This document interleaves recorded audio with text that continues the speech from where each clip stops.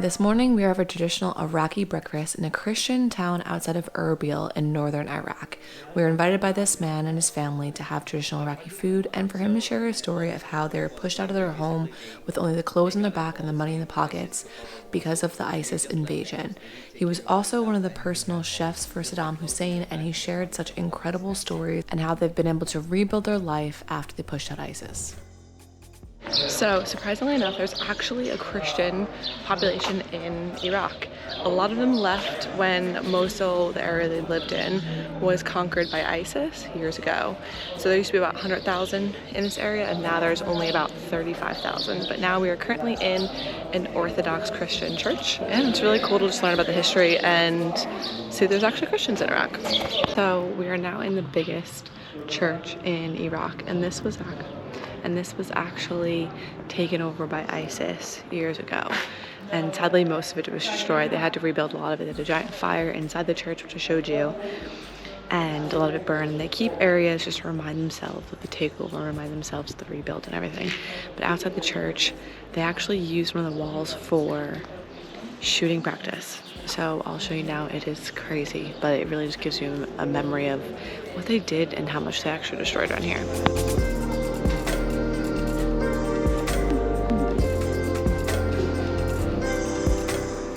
Yesterday was honestly a trip. So we went to Mosul and we did the Christian towns around. But I'm gonna get to a funny part now. Something that's completely unexpected.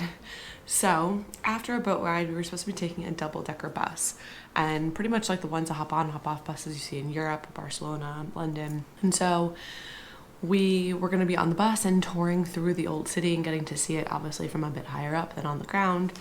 And our tour guide got a call. And basically what happened is they double booked the bus, and the bus we double booked with was with the governor of the city of Mosul. And so when the governor found out double booked and found out we were foreigners, they wanted us on the bus because they were doing a promotional campaign for this giant spring festival that was always really big in Mosul. They're doing it for the first time in I think over 20 years due to obviously the situation, everything that happened. So it's like a big deal right now that they're doing this again. And when they found out we were here, they wanted us to be a part of it. This double-decker bus pulled up and we got on. We were handed Iraqi flags. They were dressed in like the more traditional Iraqi clothes, the men. We all sat on the double-decker bus. We had cameras, like loads of cameras just on the front of the bus facing all of us. And they started chants and they wanted us to sing, and we did a little sing-along. We were singing I Love You Mosul, we do. Mosul! Mosul! And just like Mosul, Mosul, we love you. And just really, it was hilarious.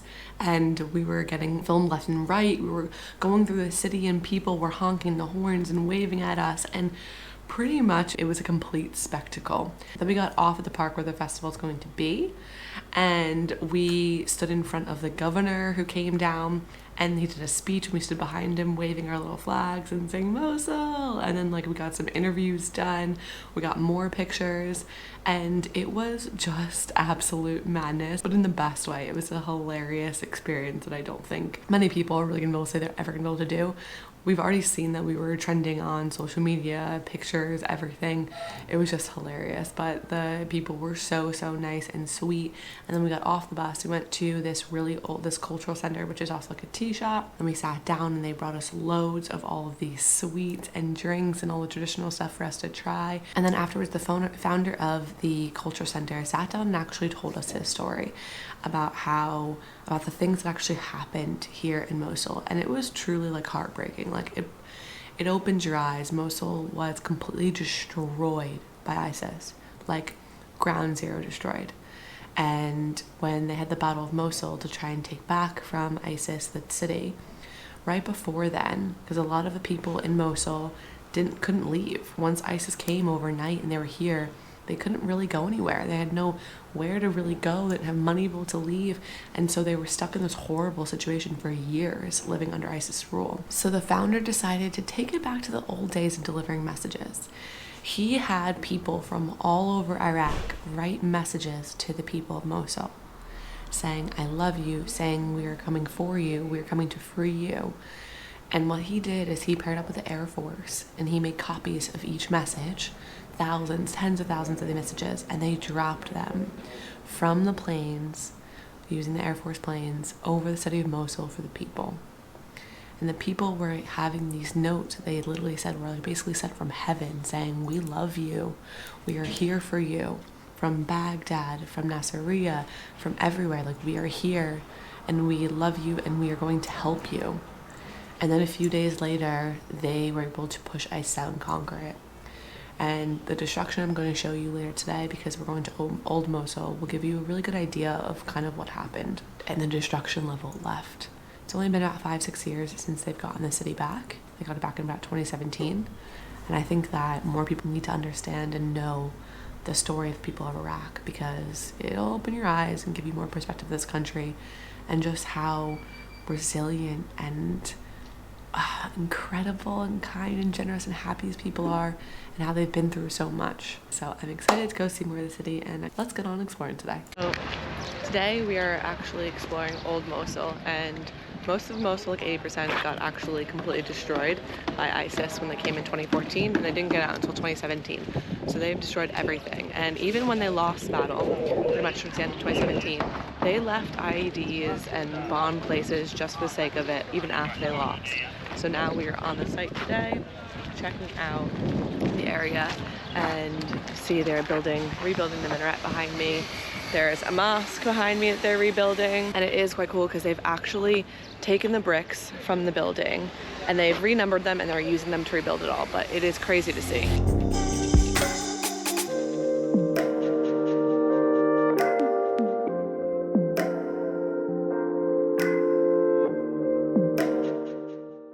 It's absolutely crazy. We're walking down the streets where you can see how the battle here and the damage ISIS has done has been just intense. Like, you can see how they completely destroyed cities. The sign I showed you previously was a sign for children not to pick up toys because they left IEDs in toys and dolls and everything. And the destruction's crazy, and the troops couldn't even really go through because there were so many holes in the walls and the buildings. They could just put a gun right through some of the holes and shoot the troops. So it was so much harder for them to actually have the battle. It's absolutely crazy. It makes you realize how you can absolutely see how the American troops and international troops really struggled with this battle. I mean, it was almost like guerrilla warfare with how they were able to stack the streets and have snipers with these holes in walls, and how gruesome this battle really would have been. It's honestly quite sad. It's quite heavy. You can understand how troops would have a bad outlook on Iraq from their experience with ISIS, and you could see how the Iraqi people were really devastated. The children, the families, the deaths that they had, the destruction, the homes being all gone. It's just sad and heavy. I think it's an experience for sure.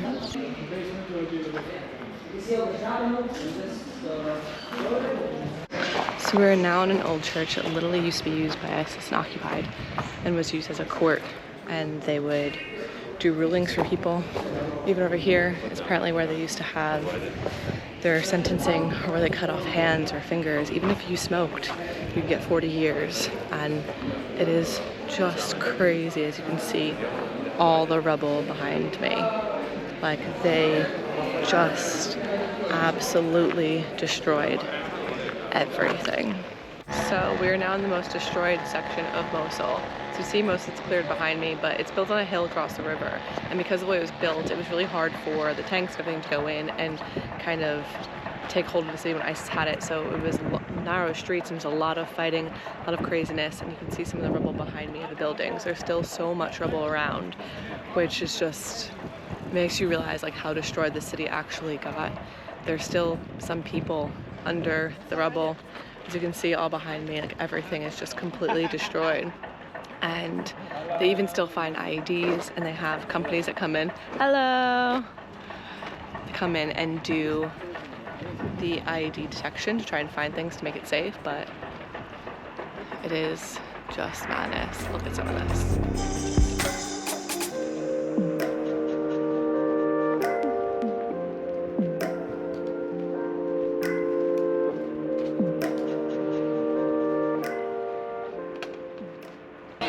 So now Now we're gonna go explore the bazaar of Mosul. Spices, fish, sweets, copper. Let's go check it out.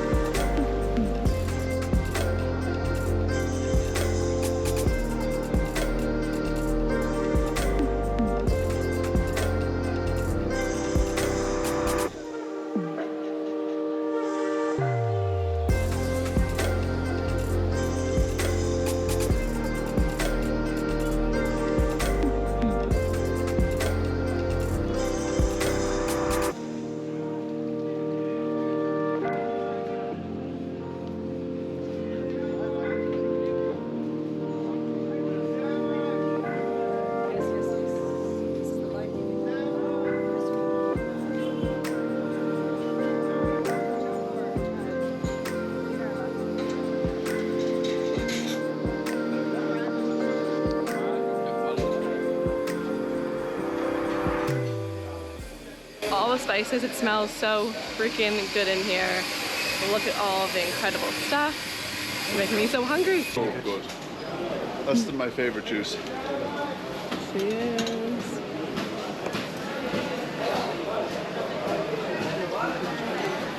Delicious. Tell them it's the nicest juice I've had in a It's while. like raisin grape juice with mint in it. Also love these little cups.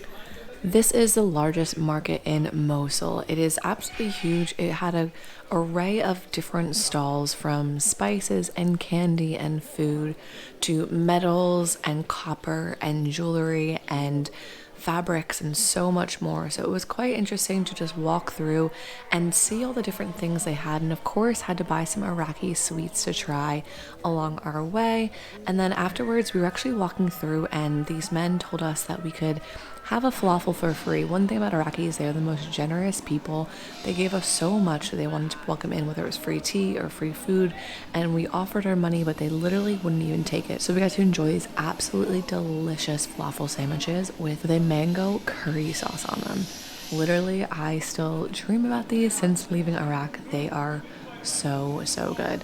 And then afterwards, we headed back to the bus, and this was our final day in Iraq, but Mosul was absolutely incredible, and Iraq will always have a piece of my heart.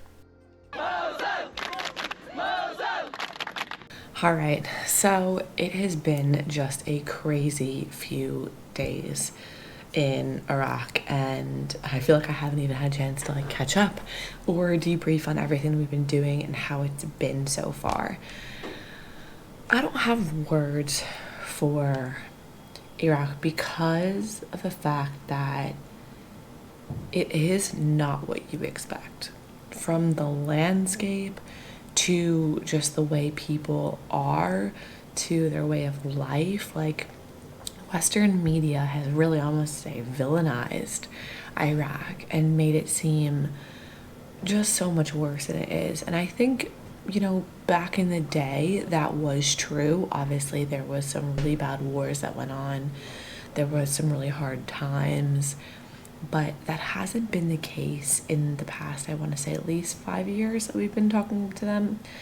And so I think they're in a rebirth process, and it's beautiful. And every time I travel, I swear to God, it makes me realize that America and the Western world, we have all these problems, we need therapists, we need help with our mental health and all this, because we're literally creating a lifestyle that doesn't exude simplicity and happiness. It exudes consumption and the need to buy happiness, or the need to work happiness into your schedule, and seeing these people and how happy they are after all their country has gone through and all the things that they've been through. I don't know, it just puts into perspective.